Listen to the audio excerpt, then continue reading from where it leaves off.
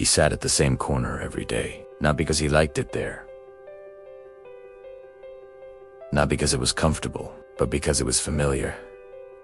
The old stone wall behind him was chipped and cold. The road in front of him was noisy and busy. People passed without looking. Some dropped coins, most didn't. For years, this had been his life. He had no home, no family, no plan, and slowly, he began to believe something dangerous. This is all I will ever be. He stopped imagining a different future, not because he was lazy, not because he enjoyed suffering, but because hope felt painful. Hope reminded him of everything he didn't have, so he chose numbness. Instead, every morning, he woke up with the same thought. I am a beggar. This is my fate. And when a person repeats a sentence long enough, it starts to feel like truth. One afternoon, as the sun burned overhead, an old man stopped in front of him. Not a wealthy man, not an important man, just a simple traveler. The traveler looked at the beggar and asked calmly, "How much do you earn in a day?" The beggar shrugged. "Sometimes a little, sometimes nothing." The traveler nodded. Then he asked another question. "What do you do after you finish begging for the day?" The beggar looked confused. "I sit here, then I sleep." The traveler remained silent for a moment. Then he said something unexpected. "You are not poor because you have no money." The beggar frowned. "You are poor because you see yourself as poor." The words felt strange, almost insulting. The beggar replied, "You don't know my life. I have nothing." The traveler smiled gently. "Look at your hands," he said. The beggar looked down. "They work," the traveler continued. "Look at your eyes. They see. Look at your legs. They move. You're alive. You are capable.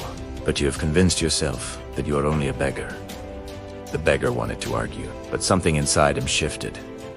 No one had ever spoken to him like this before. The traveler continued. "Tomorrow, instead of sitting here, stand. Instead of holding out your hand, offer help." The beggar laughed bitterly. "Who would want help from me?" The traveler replied softly. "Start small, carry something, clean something, assist someone. Not for money, for dignity." Then the traveler walked away. The beggar sat there, confused, angry, curious. That night, he couldn't sleep. The words repeated in his mind. "You see yourself as poor."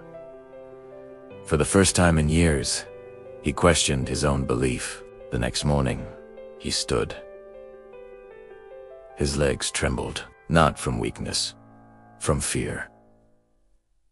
He walked to a nearby market. People were unloading vegetables, sweeping floors, moving boxers. He approached the shop owner and said quietly, "Can I help you carry things?" The man looked surprised, tense, rugged. "Sure." The beggar carried boxes all morning. His bike hurt, his hands burned, but something felt different. No one threw coins at him. They spoke to him. They gave instructions. They treated him like a worker. At the end of the day, the shop owner handed him a small amount of money. It was not much, but it felt heavy.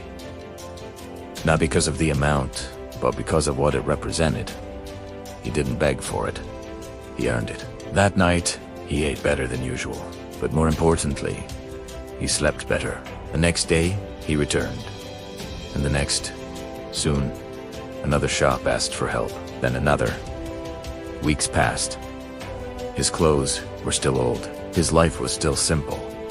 But his identity had changed. He no longer said, "I am a beggar." He said, "I work." Months later, the shop owner taught him how to count inventory, how to speak with suppliers, how to keep records. The beggar listened carefully. Not because he dreamed of riches, but because he respected himself now. Years passed. The man who once begged on the street now managed a small stall. Nothing fancy, no big sign, no fame, but stable. One evening, as he closed his shop, He saw a young boy sitting near the road with an empty bowl. The boy's eyes looked familiar, tired, hopeless. The man walked over and sat beside him. He didn't give money. He asked, "What do you do during the day?" The boy replied, "I beg." The man nodded, then said gently, "You are not poor because you have no money. You are poor only if you believe you are nothing more than this." The boy looked confused. "Just like he once did." The man smiled. "Tomorrow, come find me. I will show you something." The greatest change in this man's life was not his job, not his income, not his skills.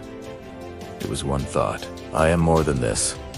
When your mindset changes, your actions change. When your actions change, your life slowly follows. You don't need miracles. You don't need perfect conditions. You need a new belief. Change your mindset, and your life will begin to change with it.